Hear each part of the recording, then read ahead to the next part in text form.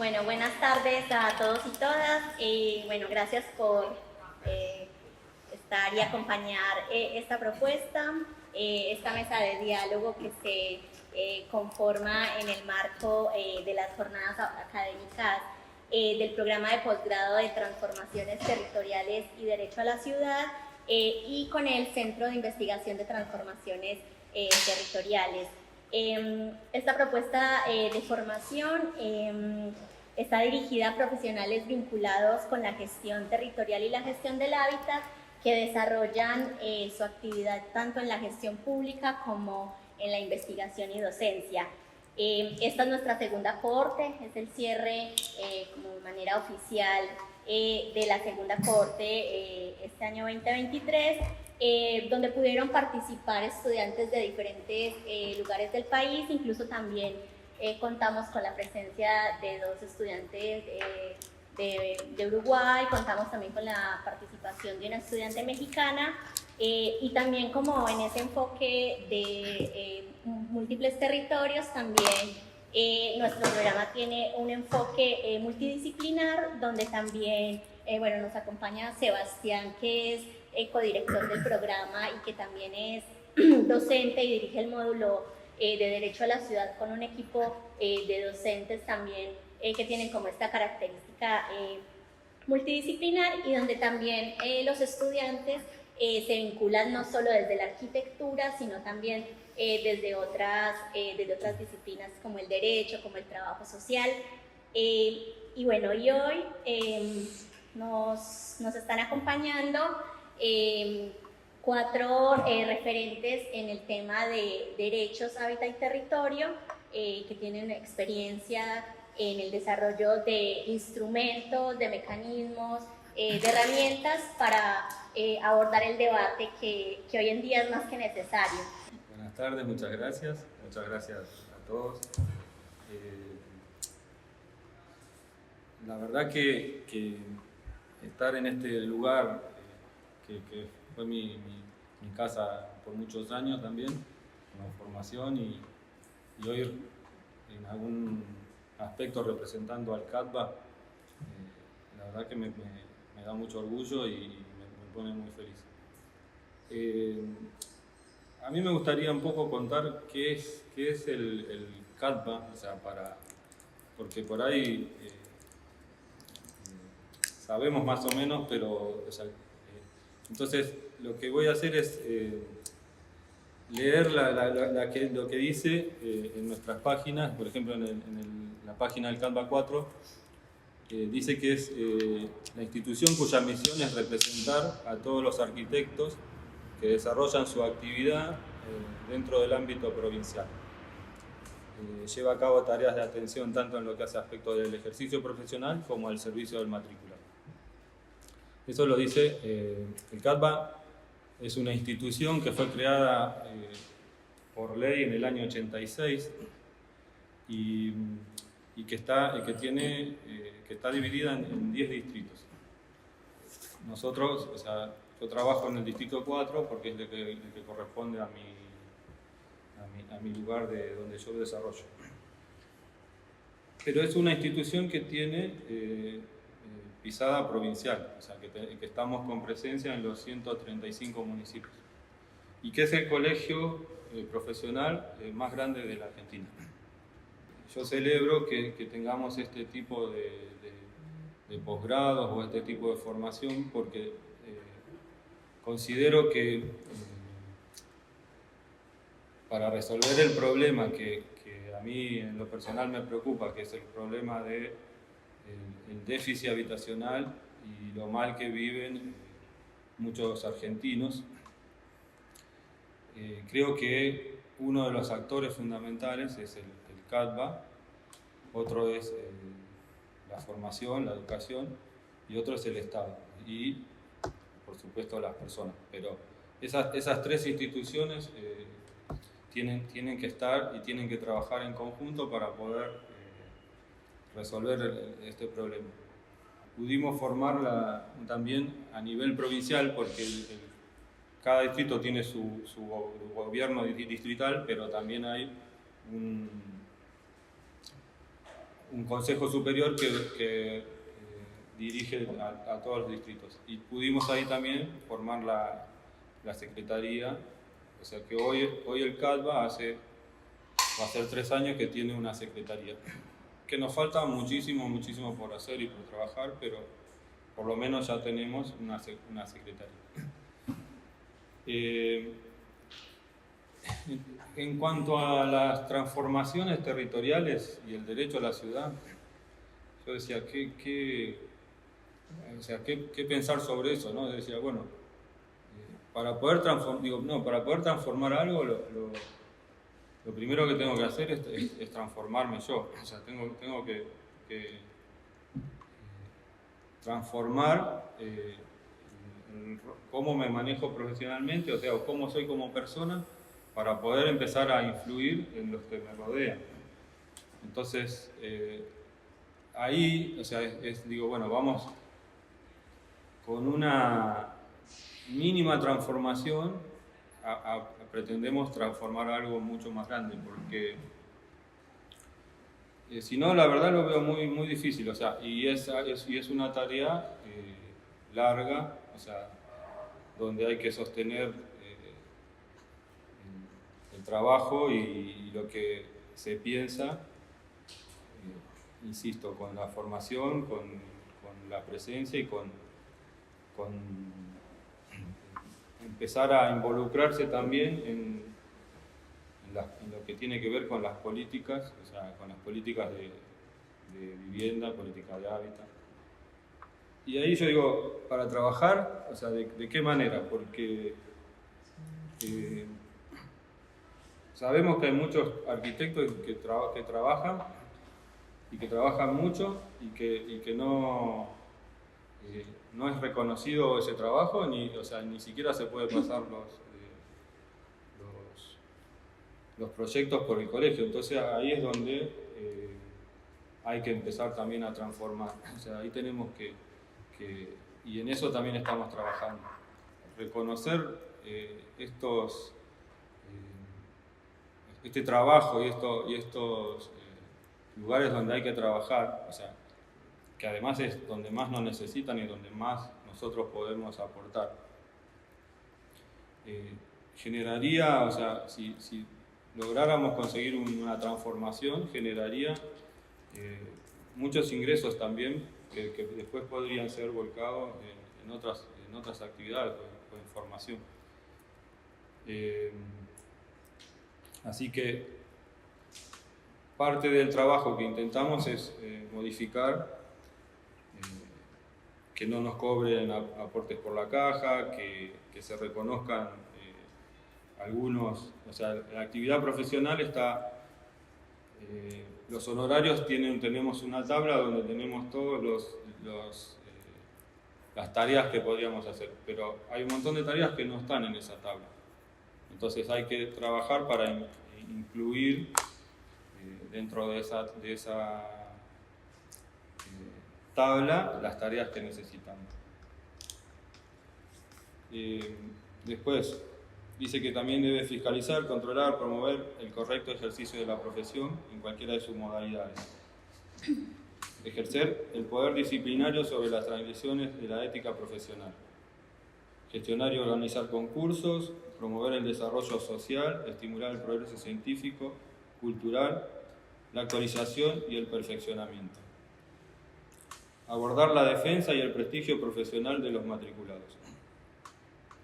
Promover, organizar y participar en conferencias, congresos, emitir opinión y formular propuestas sobre cuestiones relacionadas con el ámbito de la actividad profesional.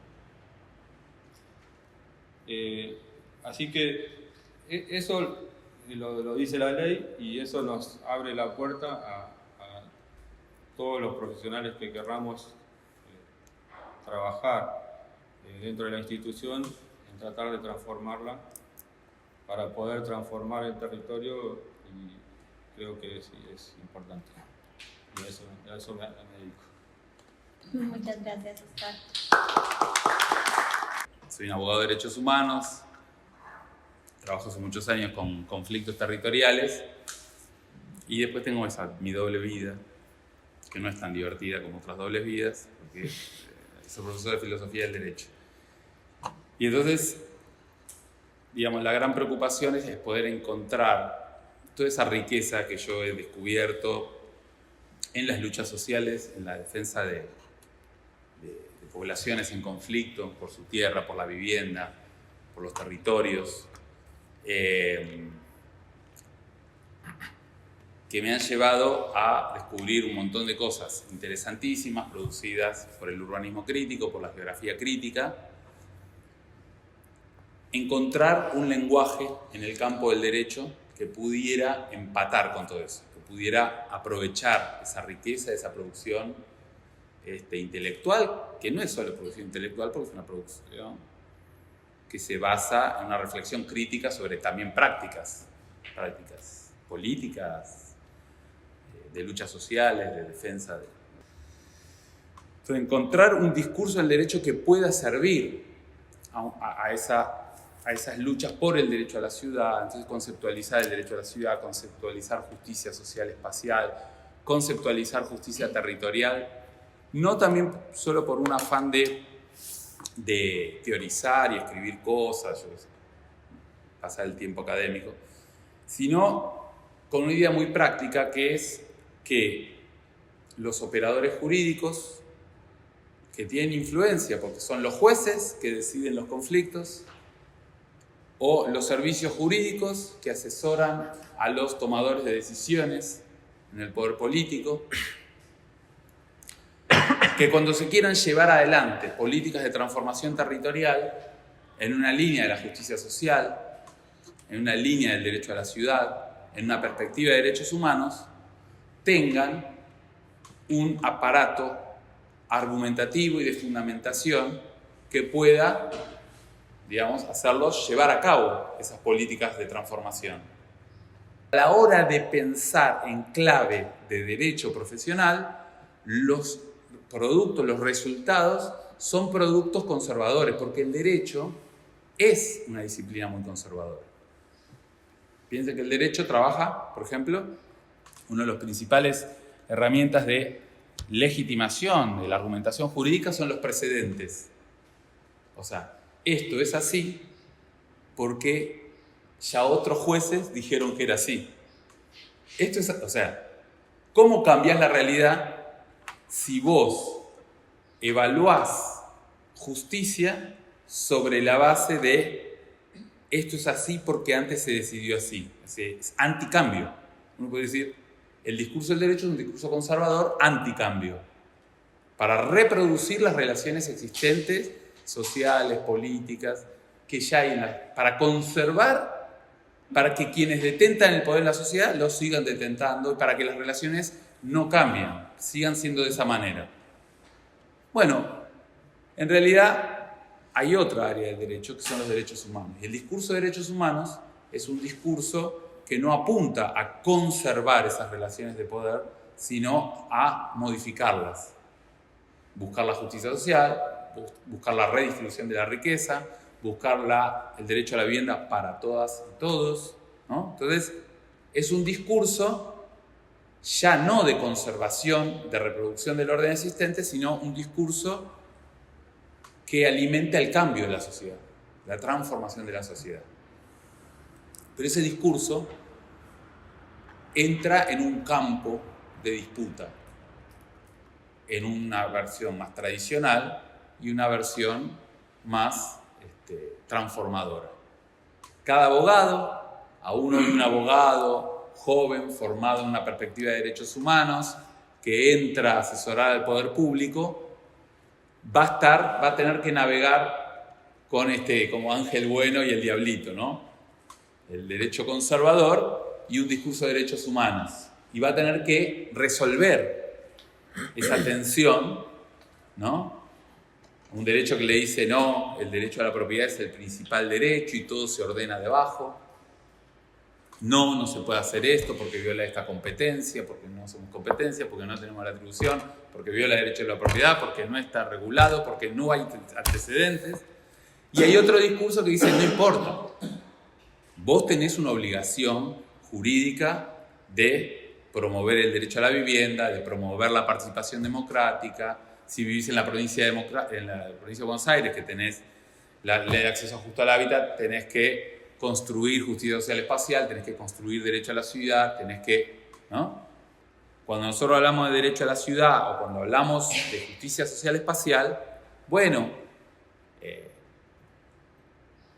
en el campo, no sé, del urbanismo, de la geografía, de las ciencias sociales, parece algo tranquilo, como decir, bueno, tenemos que buscar más igualdad, esto, el otro, cómo mapear eso, cómo trabajar en políticas, instrumentos de intervención, de políticas públicas, instrumentos urbanísticos, instrumentos de participación social, para gestionar y promover esto.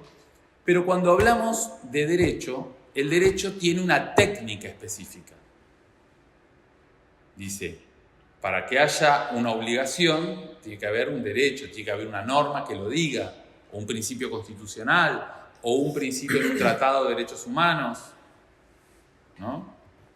Primero. Segundo, tiene que haber la posibilidad de una consecuencia sancionatoria en caso de incumplimiento. Hay cosas que nos parecen justas, ¿no? Pero que, si no tienen sanción frente al incumplimiento, no tienen fuerza legal. Yo mato, bueno, el derecho a propiedad es muy claro. El derecho a propiedad dice, si yo invado una propiedad de otro, el derecho ofrece un montón de herramientas. El Código Penal creó un delito, usurpación, que dice que te atribuye 3 a 8 años de prisión por usurpar, o 1 a 3 años, no sé cuánto está la pena.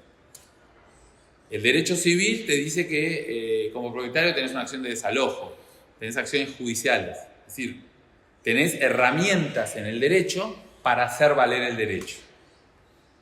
Ahora decimos, derecho a la ciudad. ¿Dónde está protegido? Bueno, no hay ningún tratado de derechos humanos que hable de derecho a la ciudad. La Constitución nuestra no habla de derecho a la ciudad. Ahora en la reforma constitucional de Chile lo metieron en un artículo, pero es la que no aprobaron, así que no hay derecho a la ciudad. Pero felizmente en Argentina por algunos espacios se coló el derecho a la ciudad. Porque en la provincia de Buenos Aires está la ley de acceso justo al hábitat, porque en el plano urbano ambiental de la ciudad de Buenos Aires está el principio de derecho a la ciudad, y porque también la podemos derivar de algunos principios que aparecen en tratados de derechos humanos. Entonces es muy importante para nosotros ir construyendo esas herramientas para que operadores del derecho, jueces, puedan resolver favorablemente, para que los abogados que trabajan en la SISU, en las secretarías, en los municipios, brinden a sus jefes políticos, es decir, que hay alternativas, hay vías, que está justificado poder hacer intervenciones en el territorio, poder aplicar la función social de la propiedad, poder establecer recortes por la función ambiental o social de la propiedad, ser instrumento para recuperar inmuebles vacantes, es decir, un montón de herramientas que están circulando, que están en el menú, en la caja de herramientas hace 20 años, pero que muchas veces en los municipios, en las secretarías de la provincia, de la nación, no se animan a implementar. Pero por ahí, no sé, como se me ocurrían por lo menos 3 grandes cosas que son, no sé cómo llamarlas, entre consideraciones, un poquito de balance, reflexiones de la práctica, no sé bien. La primera reflexión, vamos a decir, que es una pauta de trabajo que aplica transversal, creo, a todos los puntos, a todas las cosas que hacemos en la diaria, que es asumir el desafío de la integración sociourbana de los barrios populares implica, primero que nada, creernos en que vamos a abordar el 100% del problema, en todos sus aspectos. Es decir, que nuestra perspectiva y nuestro objetivo es que los hoy 5.687 barrios populares que tiene el país cambien para mejor las condiciones de vida materiales de los casi 4 millones de personas que viven ahí, y de ahí para atrás. Es decir, asumiendo eso con seriedad y con creyéndonosla, construir todas las herramientas que sean necesarias desde todo punto de vista para que eso efectivamente suceda.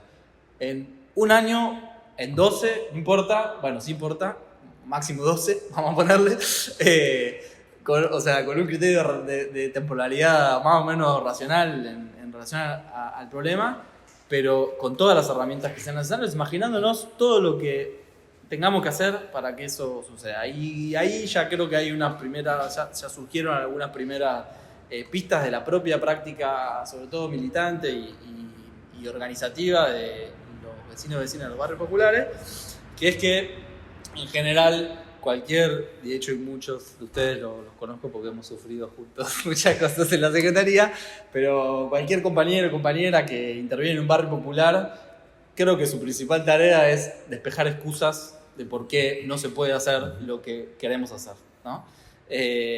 Y una, no sé si la principal, pero una muy importante, era que el lugar en el que tenemos que intervenir, el Estado no puede intervenir porque es una tierra privada y el derecho establece que el Estado no puede intervenir en tierras privadas porque es lo que prima frente a otra cosa. Y cuando hacíamos, los compañeros que arrancaron con eso hacían el análisis de, bueno, de los 5.600, en realidad en ese momento 4.400, que fue el primer corte, digamos, cuántos más o menos de esas tierras, cuántos de esos barrios están sobre tierras públicas y cuántos sobre tierras privadas. Y más o menos da un 70 o 30. ¿No? Es decir, el 70% de los barrios son privados, están en tierras privadas, y otro 30% en tierras públicas. Es decir que hasta el momento en el que se construye y sobre todo se legitima la ley, el Estado tenía casi nulas herramientas para intervenir en el 70% del problema, digamos. La ley de RENAVAP y previo el registro lo que hace es tratar de al menos construir un instrumento normativo que despeje esa excusa para decir, bueno, listo, ahora podemos intervenir o tenemos las herramientas para intervenir el 100%, porque hasta este momento pasaba eso. De hecho, el programa, no sé, esto a veces lo digo y surgen otras consideraciones, pero está bueno, que es el programa que creo yo con más desarrollo en el Estado, digamos, de intervención en barrios populares, vamos a decirlo, es una discusión en sí misma. Creo que es el Promeva, o lo más parecido, digamos, a lo que estamos haciendo, que se hacía, es el Promeva, que es un programa financiado por el BID. Es para mí un buen programa que tiene muchos años de desarrollo, que tenía como una de sus limitantes, salvo algunos casos muy especiales, que no podía intervenir si no eran tierras fiscales del Estado Nacional, del provincial o municipal. Es decir, el BID no acepta proyectos si no están, si esas tierras no están con el dominio de fiscales o con permisos y demás. O sea que el programa con más desarrollo y más, hasta incluso cultura institucional, si querés, o cultura estatal, solo podía intervenir en este proyecto. Entonces la aprobación de la ley, entre otras muchas cosas, de hecho creo que la primera es la provisión de desalojos porque era el punto base, digamos, ¿no? Porque en realidad siempre arrancamos menos 10, es decir, cualquier compañero o compañera que interviene en un barrio popular, militante, arquitecto, arquitecta, cualquiera que esté involucrado con esa realidad, lo primero que tiene que desandar, si es que existe, es, que no nos rajen a todos de acá, porque eso es lo primero, digamos. Después vemos qué hacer para mejorar y a quién y cómo pedir cada cosa, ¿no? Entonces, la provisión de desalojos es, para nosotros fue una de las cosas más importantes que tiene la ley, porque efectivamente hizo que, no automáticamente, que eso también es interesante lo que decías, porque hay una práctica concreta que está buenísimo, pero que se prohíben los desalojos. Si el juez, que nos ha pasado, no tiene ni la menor idea, o el fiscal, lo que sea, de la existencia de esa ley, alguien tiene que ir a decirle, existe esto, está acá y no puedes hacer esto porque está esta ley, está aprobada, etcétera, etcétera. Y es una práctica concreta que hay que desarrollarla y que, por suerte, con esa herramienta hemos podido disuadir todo lo que nos ha llegado en términos de desalojos con relativa celeridad, salvo algunos casos bastante problemáticos que nos cuesta. Vamos a intervenir en el 100% del problema, los barrios populares, 5.600. ¿Cuánta plata se necesita? Y si no está esa plata, no estamos asumiendo que podamos hacerlo, ¿no? Es uno de los puntos más difíciles porque tenemos que garantizar el financiamiento. Tuvimos que garantizar el financiamiento. De hecho, en la aprobación de la ley fue una cosa muy criticada en su momento, que era, bueno, todo bien, pero no hay plata en esta ley, no se establece. nuestra lectura que era un problema en ese momento de correlación de fuerzas, y que la principal aporte que iba a hacer la ley no tenía que ver con garantizar que el Estado en ese momento garantizara el financiamiento, sino justamente dejar las condiciones para que cuando haya una mejora correlación de fuerzas pudiéramos intervenir y garantizar ese presupuesto. Lo que sucedió en el principio de gestión es que ese presupuesto se garantizó a través de dos grandes fuentes de financiamiento, bueno, tres.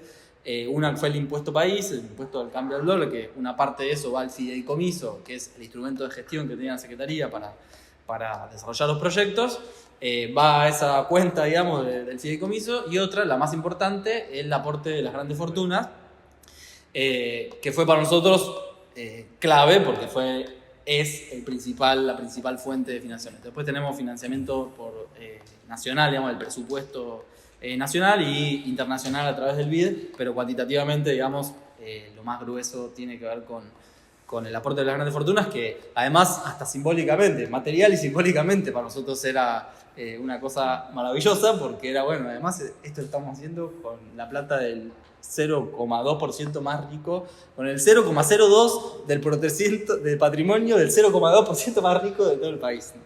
Y en términos de instrumentos de gestión, el fideicomiso fue una de las herramientas más importantes, pero después eso, desde ahí se decanta todo. Me acuerdo que un poco la referencia de intervenciones en los barrios populares, y creo que el laburo del Proyecto Habitar, y bueno, supongo que también la reflexión de este espacio, lo tiene muy claro también, era siempre modelos, ¿no?, como objetualizados, ¿no? No solo desde el punto de vista arquitectónico, sino, bueno, favela, barrio. Este es el modelo y acá está el edificio con la favela, y más o menos de Medellín, el más claro en términos de objetualización. ¿No? Este es el modelo de Chile con las famosas medias casas y qué sé yo. Siempre eran términos de modelos casi objetuales a los cuales tenemos.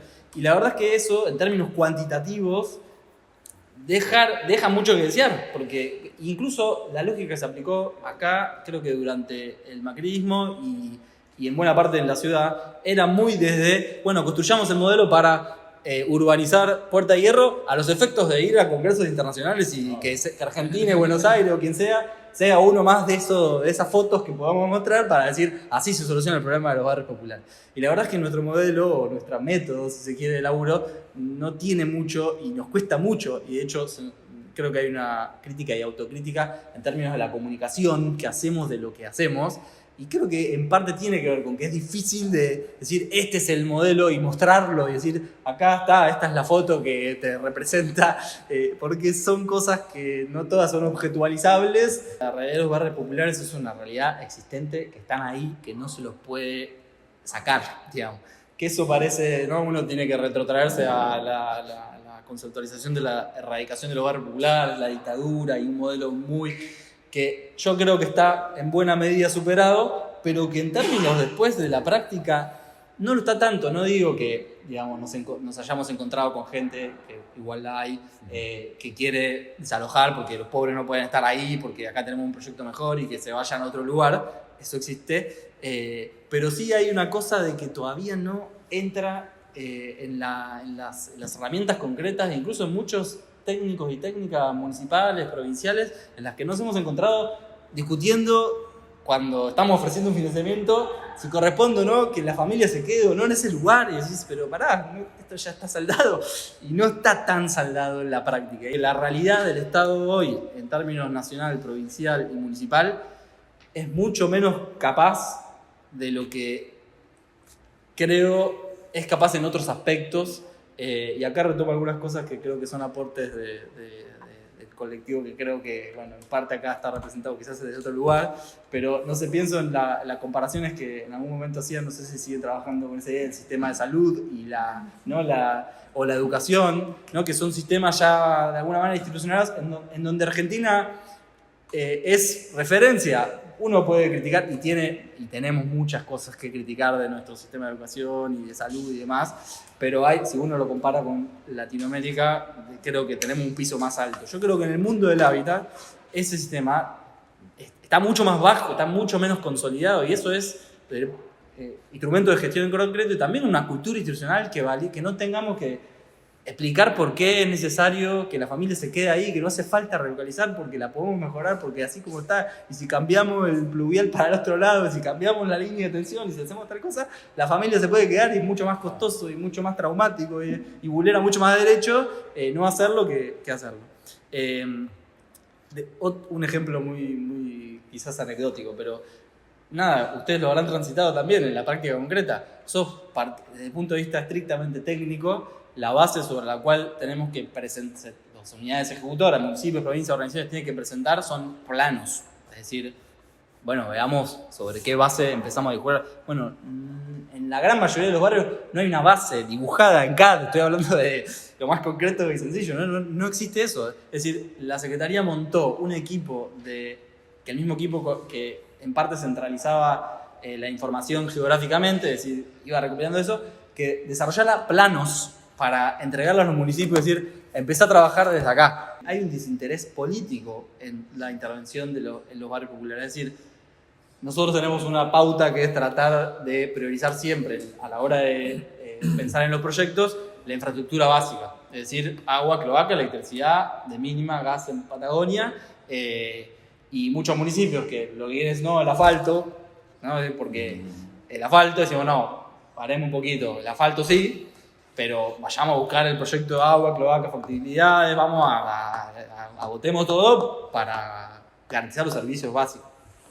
Y la verdad es que yo no sé, pero para el mundo de, por lo menos la política electoral, poner un caño abajo de la tierra, el antes y el después de la fotito, cortar la cintita, y no garpa mucho, digamos, o sea, no tiene mucho rédito en términos de la imagen, ¿no? Sí tiene en otros muchos aspectos que hay que pensar cómo resignificarlos para que intervengan en la política, si querés, electoral, pero hemos ido a barrios en donde hicimos toda la instalación eléctrica, toda la instalación de agua y cloaca, y fui un año después y la verdad que era el mismo barrio, o sea, vos lo veías, era el mismo barrio, que es pensar también desde cero en que esta política efectivamente tiene que tener una continuidad en el tiempo, es decir, tiene que poder demostrar que supera gobiernos incluso con alineamientos, alineaciones políticas diversas.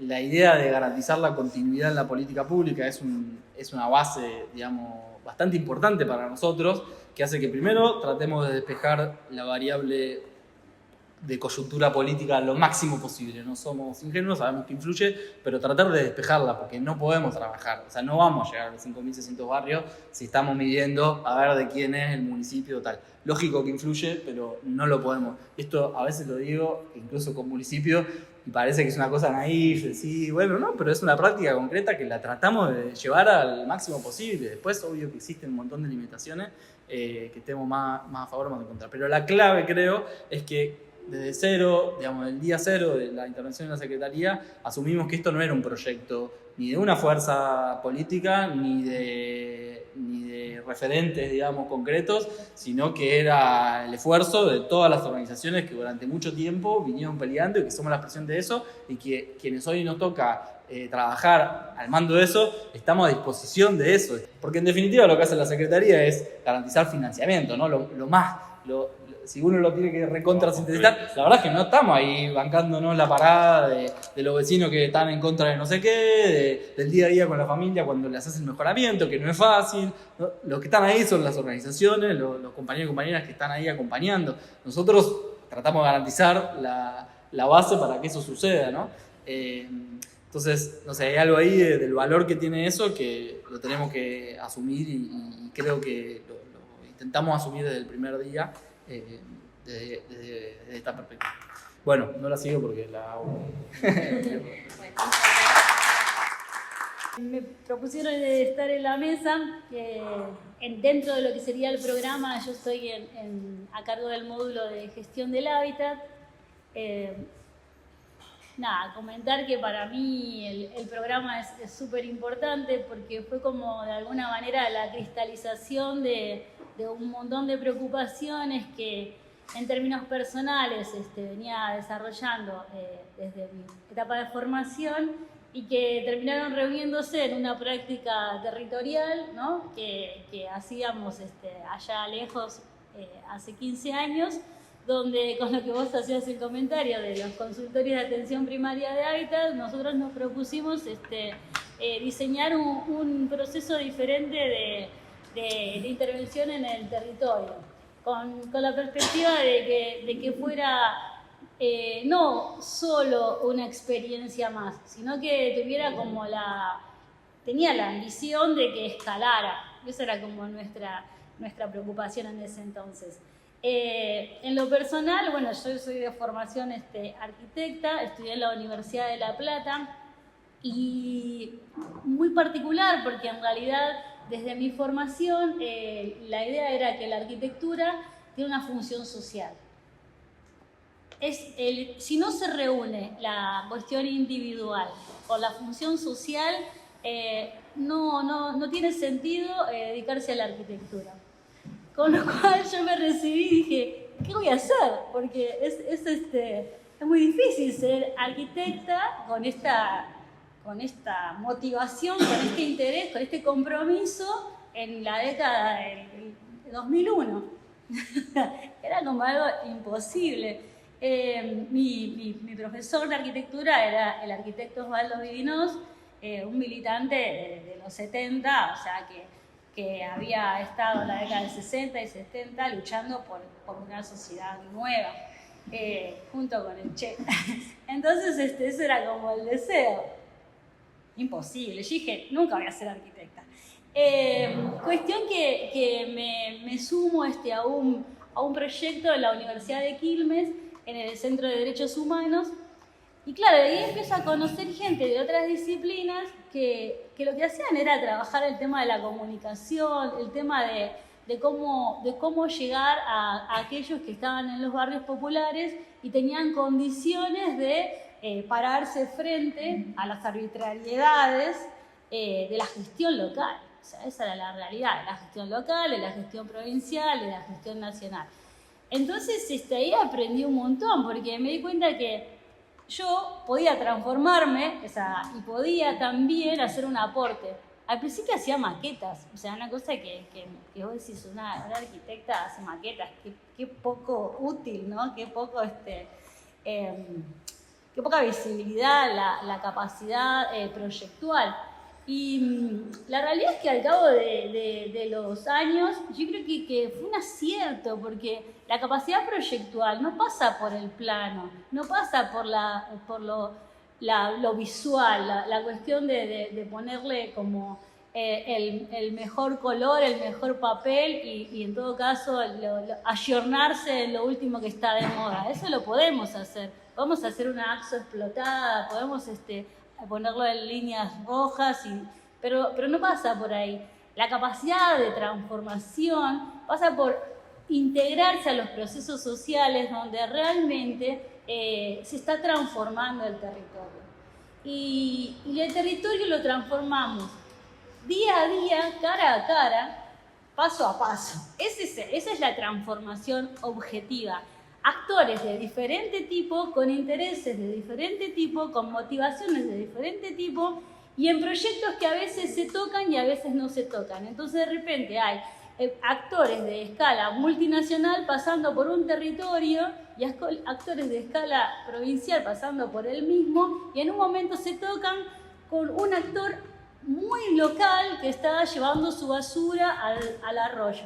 En ese punto, cuando todos esos actores se tocan, es cuando más hace falta profesionales que estemos ahí interviniendo y tomando el desafío de transformar lo aprendido, de transformar lo estipulado. La realidad es que mi concepción de los derechos era una idea de que los derechos estaban para garantizar la propiedad privada. Entonces tenía como una suerte de enojo tremendo y de discrepancia, ¿no? Desde la resistencia veía como la idea de los derechos como que estaban para garantizarle a aquellos que tenían el poder más poder.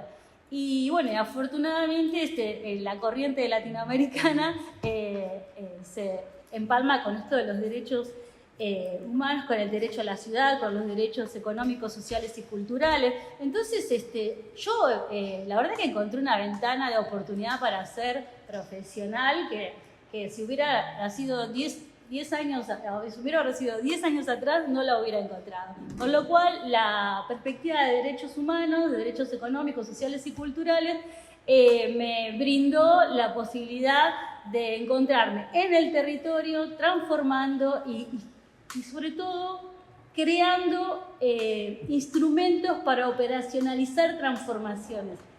Porque la realidad es que nuestro programa, esta propuesta que hacemos, el único propósito que tiene, yo creo que por lo menos para mí, voy a decirlo personalmente, es que habiendo atravesado este programa, uno se vaya con la convicción de que tiene en sus manos todas las posibilidades de operacionalizar aquello que se proponga.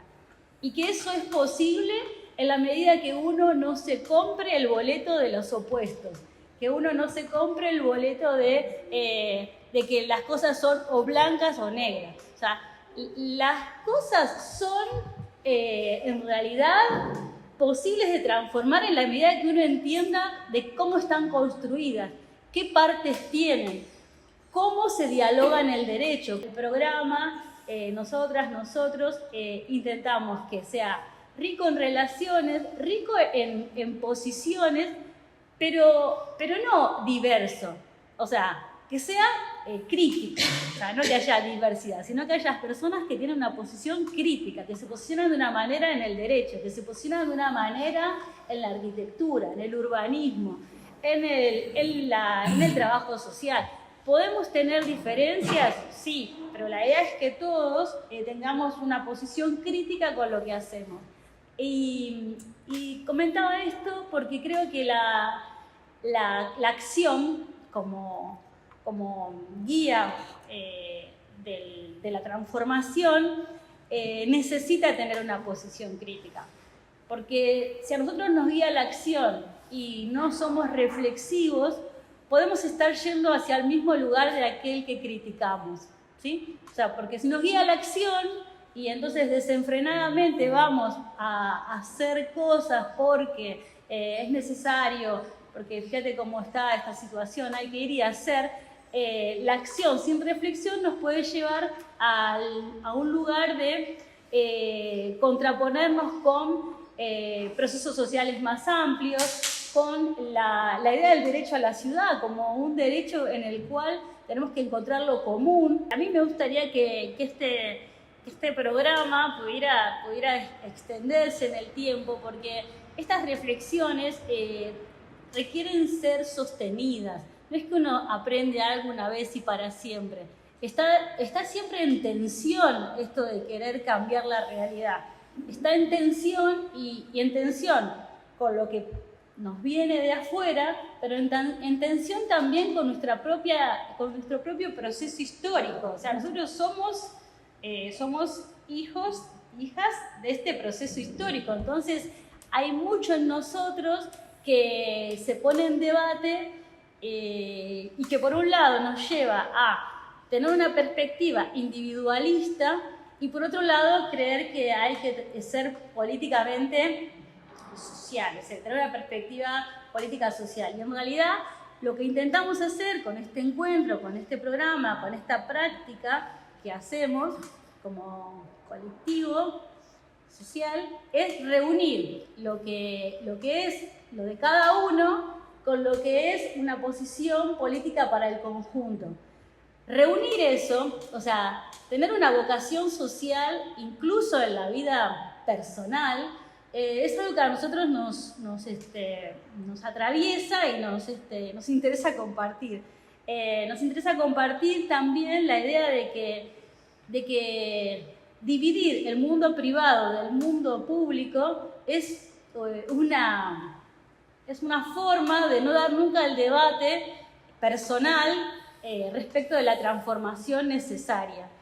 Y creo que en esta segunda cohorte del programa hemos avanzado, parece que hemos avanzado mucho en lograr que quienes forman parte, quienes se sumaron en esta corte a ser parte de este programa, se dieran la oportunidad de discutirse a sí mismos, ¿no? Respecto de lo que traían. Creo que vos y bueno, también Santiago, Sebastián y Oscar nos han develado como una dimensión del ser profesional y del atravesar una disciplina a partir de la práctica y cómo eso se ve interpelado por los derechos y cómo en esa búsqueda de esos derechos y de esa garantía aparecen instrumentos que socialmente están siendo reconocidos y que son valiosos, como la ley de acceso justo al hábitat, la ley de RENAVAP, también las acciones que ponen en plataforma problemas públicos que tal vez antes no estaban,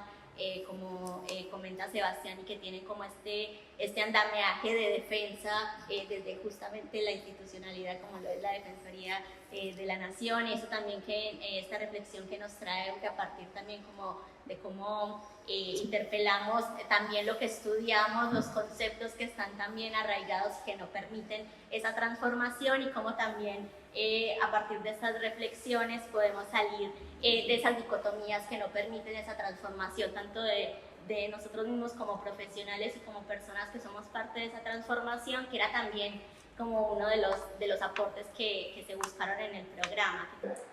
Compartiendo la perspectiva de Eugenia sobre la no dicotomización de los debates o la simplificación, estoy intentado de citar a un amigo que decía: los dos tienen razón, ¿viste? Cuando dicen vamos por delante o vamos por detrás, las instituciones están para consolidar lo que sucede, pero también a veces son cuna de lo que viene a transformar las cosas. Entonces ese carácter dialéctico, por lo menos de los procesos, en general sirve para alumbrar las posibilidades de transformar, que es lo que más nos interesa.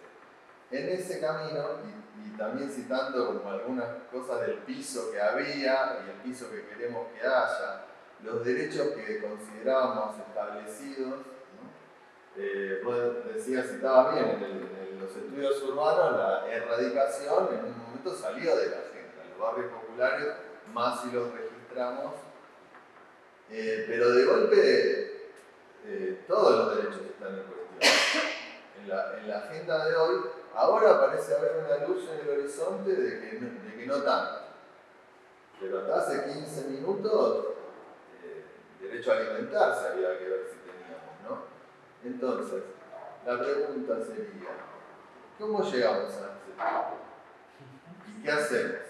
Yo tengo una lectura optimista sobre ese proceso. Digamos que es pensar en ciclos largos, digamos, ¿no? En procesos histórico-políticos que anclan jurídicamente, digamos, conquistas, ¿no? Yo sé, hoy está en discusión, digamos, todos los momentos de crisis económica, endeudamiento, generan una contracción de la economía y entonces un estado de sospecha de los derechos, ¿no? Porque los derechos cuestan y los derechos entonces son los culpables de que no cierre, digamos, las cuentas fiscales. Es un proceso que es cíclico y siempre ha ocurrido. Aquí en todo el proyecto de Estado social que hay en todos los países del mundo, que hubo procesos de tratar de institucionalizar derechos sociales, los últimos 100 años ha pasado eso. Primero, siempre ha pasado. En Argentina, desde el peronismo, desde el 46, 45, 43, empiezan algunas reformas, se han ampliado los derechos sociales. En un periodo donde hubo 4 dictaduras, gobiernos neoliberales, gobiernos conservadores, hubo de todo. Ciclos de expansión de derecho hubo muy pocos. El otro día decían, digamos, sobre 70 años, esto que dice el discurso de derecha de maldición. En realidad, gobiernos de expansión de derecho hubo pocos. Hubo 20 años, 25 años. El resto fueron gobiernos o dictaduras, o gobiernos de centro derecha, o liberales, un poco más, un poco menos. Y en todos esos ciclos, que representa en el proceso histórico 2/3 sobre 1/3 de ampliación de derechos, el proyecto principal fue desmontar los derechos, acabar con los derechos laborales, acabar con los derechos sociales, y nunca pudieron. Nunca pudieron. No pudieron desarmar el artículo 14 bis de la Constitución, que es el artículo de los derechos sociales. No se pudo. Dictadura militar más sangrienta de la historia argentina y de las más sangrientas de América Latina, no pudieron desarmar los derechos laborales. No se pudo desarmar la seguridad social. Se pudo recortar, ir un poco para atrás, un poco para esto, para el otro, pero no se pudo recortar. Coincido en algunos aspectos, tengo un matiz en otro.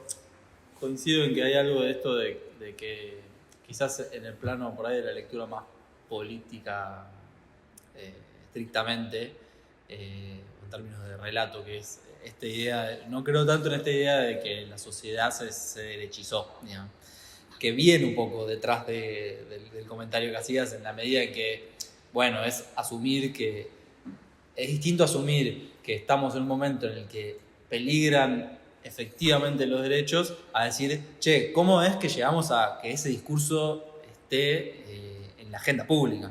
Que creo que son dos cosas distintas porque hay un bagaje que, bueno, hay que ver hasta dónde se puede efectivizar eso, pero igual me resulta interesante la pregunta de decir, bueno, está bien, pero ¿por qué llegamos a que eso pregne en la agenda pública? Y justamente creo que el matiz que tengo que es, me parece que es por habernos, y hablo en un plural, demasiado plural, porque incluye a tantas cosas, digamos, el colectivo, organizaciones, y referentes, y la dinámica del sistema político, y el capitalismo, y tantas cosas, pero hemos puesto, hemos naturalizado primero algunas cosas y hemos perdido, creo, el motor de transformación, es decir, la educación pública en Argentina son derechos conquistados, pero no funciona como nos gustaría que funcione. Y eso hay que asumirlo, porque es la única forma de mejorarlo, digamos. Si no asumimos que...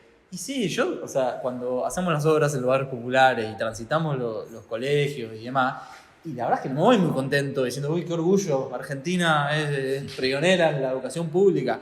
No, me voy diciendo, y no sé, ¿por qué van al colegio evangélico que está al lado de las compañeras y tienen un mango para...?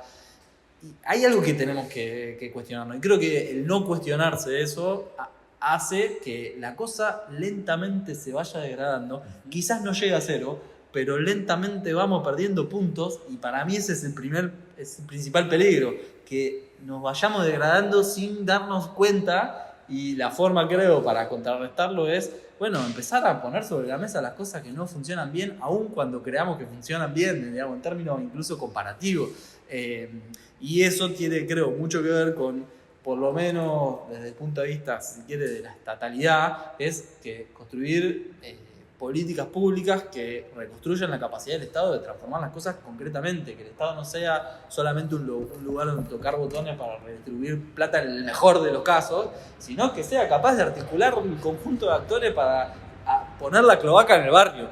Y si lo hace por sus propios medios, en conjunto con la organización popular, bueno, inventémoslo para que suceda, porque creo que de la dictadura para acá han destruido la capacidad operativa del Estado nacional, municipal y provincial, y eso hay que reconstruirlo de la mano de la organización popular. Y creo que el motivo, no creo tanto en la perspectiva de la institucionalización únicamente, sino más bien en lo que fuerza a eso, en la permanencia. Es decir, que estoy seguro que la ley 341, si el conjunto de organizaciones que la empujan tuvieran más capacidad, no es una crítica, al revés, digo, asumamos el Estado en el Estado. Obviamente, si al gobierno de la ciudad le diera el mismo miedo que le dio